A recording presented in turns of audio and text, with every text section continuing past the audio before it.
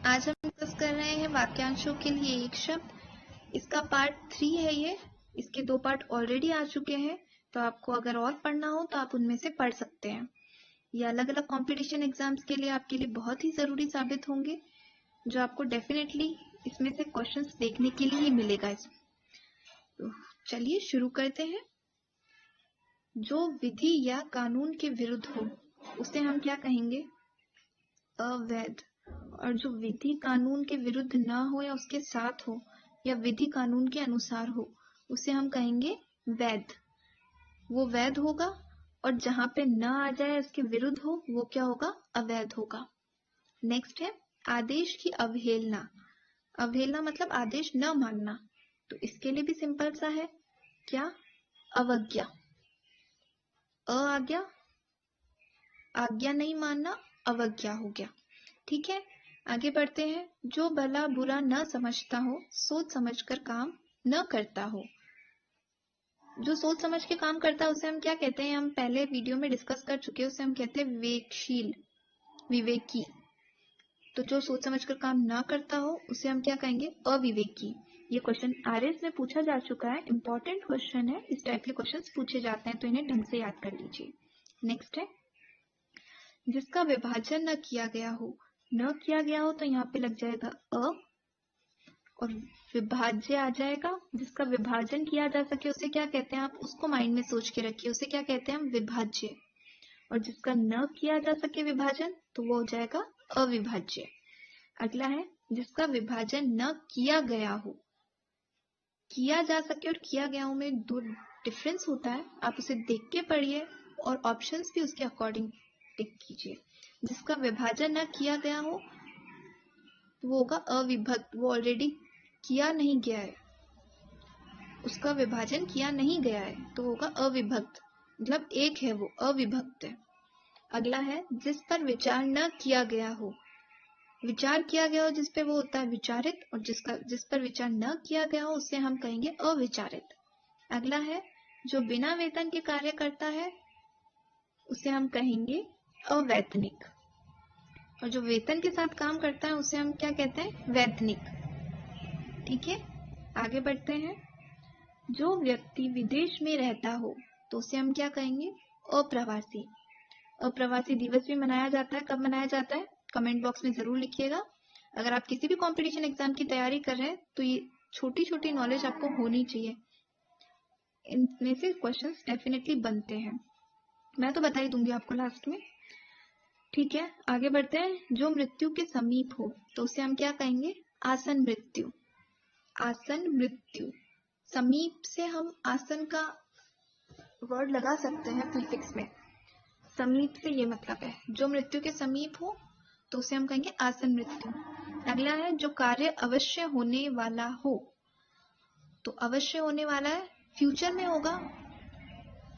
हम क्या कहते हैं? फ्यूचर में कोई चीज होने वाली होती है, आप हमारे भावी सम्राट हैं, मतलब आने वाले समय के सम्राट हैं, भावी बोलते हैं ना, तो होने वाले के लिए हम भावी यूज करते हैं। और जो कार्य अवश्य होने वाला है उसके लिए हम क्या यूज करेंगे? अवश्यम भावी। अगला है जिसको व्यवहार में न लाया गया हो। तो व्यवहार में न लाया गया हो तो क्या होगा? ये अव्यवहारित।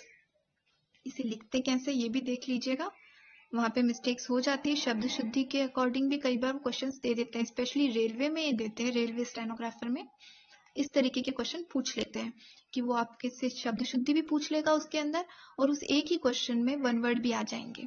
वाक्यांशों के लिए एक शब्द। अगला है जिसका विश्वास न किया जा सके। तो न किया जा सके अविश्वसनीय। जो विधान के अनुसार ना हो उसे हम कहेंगे अवैधानिक। क्या कहेंगे? अवैधानिक। और जो विधान के अनुसार हो उसे हम कहेंगे वैधानिक। विधान में एक प्रत्यय लग जाएगा तो वो वैधानिक बन जाएगा। तो जो विधान के अनुसार हो वैधानिक, और जो विधान के अनुसार ना हो तो उसमें अ उपसर्ग लग जाएगा और वो बन जाएगा अवैधानिक। अगला है जो स्त्री सूर्य भी नहीं देख पाती, तो उसे हम क्या कहेंगे? असूर्यपश्य। अ नहीं देख पाती, सूर्य नहीं देख पाती, सूर्य और देखने से पश्य, असूर्य पश्य। इस तरीके से आप वहां पे समझ भी सकते हैं और समझ के अपने अकॉर्डिंग आंसर टिक भी लगा सकते हैं। अगर आपको थोड़ी भी नॉलेज है तो आपका इनमें से एक भी क्वेश्चन गलत नहीं होगा। इस टाइप के क्वेश्चंस आते ही हिंदी सब्जेक्ट में। जो शोक करने योग्य नहीं हो, शोक करने योग्य नहीं है तो क्या होगा, अशोक्य। वहां पे आपको अशोक भी मिलेगा ऑप्शन में, तो प्लीज कंफ्यूज ना होइए, अशोक्य होगा इसका। अगला है जो कहने सुनने देखने में लज्जापूर्ण घिनौना हो, तो उससे हम क्या कहते हैं, अश्लील। अगला है फेंक कर चलाए जाने वाला हथियार, चलाए जाने वाले हथियार, कोई भी चीज होती है जो फेंक के चलाई जाती है, जैसे तीर, भाला, ये सब हम फेंक के चलाते हैं, तो उन्हें हम कहते हैं अस्त्र। इससे रिलेटेड और जानकारी दे देती हूँ मैं, थोड़ा वीडियो लंबा हो जाता है लेकिन नॉलेज होनी चाहिए, नॉलेज के बिना कुछ मतलब नहीं है। अस्त्र जिसे हम बोलते हैं जो हम फेंक के चलाते हैं, जो हाथ से चलाते हैं, जैसे तलवार है वो हम फेंक के नहीं चलाते, तलवार हम हाथ से चलाते हैं, तो उससे हम क्या कहते हैं, शस्त्र कहते हैं। और फेंक कर चलाए जाने वाले हथियार को हम कहते हैं अस्त्र।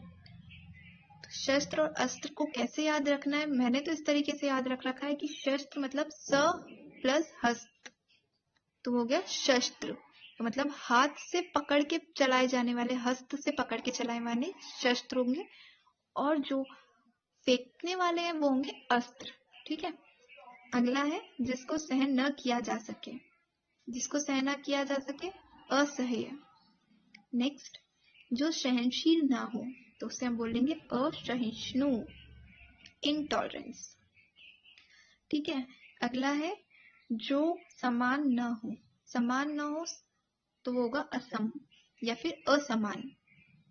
सम होता है, समान, समान भी होता है, तो ये असम और असमान, इन दोनों के आगे अ उपसर्ग लग जाएगा, ये असम और असमान हो जाएंगे, आसमान नहीं असमान।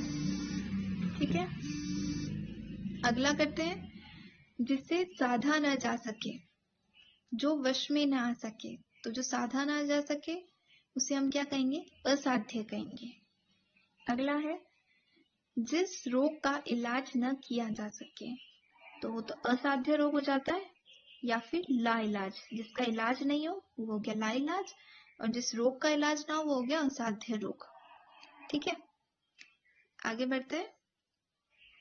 किसी बात पर बार बार जोर देना, तो वो क्या होगा, आग्रह। क्या बोलेंगे उसे, आग्रह। वह स्त्री जिसका पति परदेश से लौटा हो, उसे हम क्या कहेंगे, आगत पति का। परदेश से आया है तो आगत, कौन है, पति आया है, और किसी और का आया है ना, डेफिनेटली उसके लिए तो पति के लिए बात नहीं हो रही है, उसकी वाइफ के लिए बात हो रही है, तो उसके लिए का जुड़ जाएगा, तो इसलिए इसका क्या होगा, आगत पति का। इस तरीके से आपको याद रखना है, बहुत इजी हो जाएगा। जो जन्म लेते ही गिर या मर गया हो, या फिर जो जन्म से ही गिरा हुआ हो, उसे हम क्या कहेंगे, आजन्म पात। पात मतलब गिरा हुआ, और जन्म से ही तो हो जाएगा आजन्म।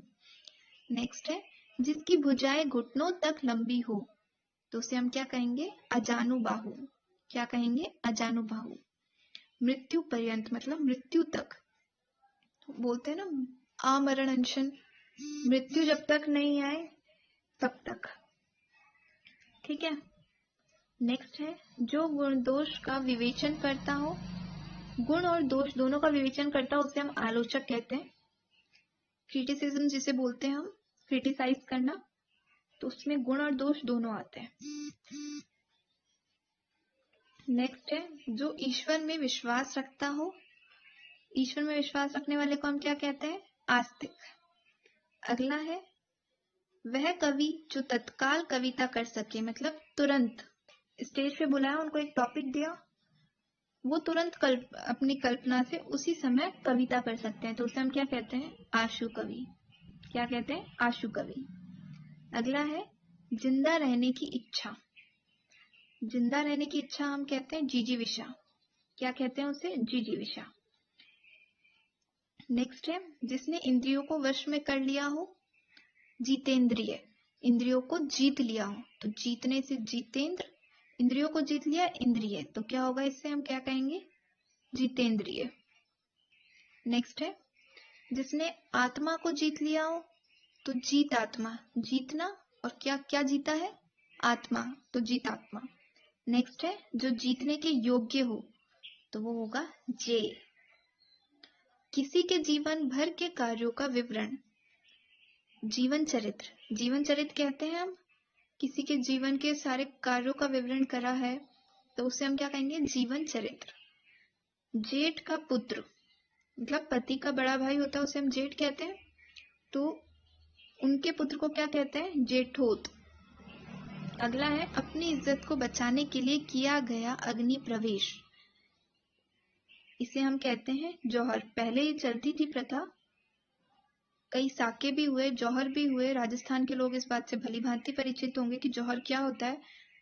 तो पुरानी जो स्त्रियां होती थी, अगर उन्हें दिखता था रानियों को या फिर औरतों को कि हाँ उनके पति युद्ध में चले गए हैं और वो हार रहे हैं, तो अपनी इज्जत को बचाने के लिए शत्रु से, कि शत्रु पक्ष फिर उनके ऊपर आएगा, इसलिए जौहर कर लेते थे। अपनी इज्जत को बचाने के लिए किया गया अग्नि प्रवेश, वो आग के कुंड में कूद जाती थी, उसे हम जौहर कहते हैं। वह पहाड़ जिसके मुंह से आग निकले, जिसके मुंह से आग निकले मतलब मुख से क्या निकलती है, ज्वाला, तो उसे हम क्या कहते हैं, ज्वालामुखी। तो फ्रेंड्स आज के लिए इतना ही। प्लीज मेरे चैनल को लाइक एंड सब्सक्राइब करें और अगर आपके कोई सुझाव है तो उससे कमेंट करना ना भूलें।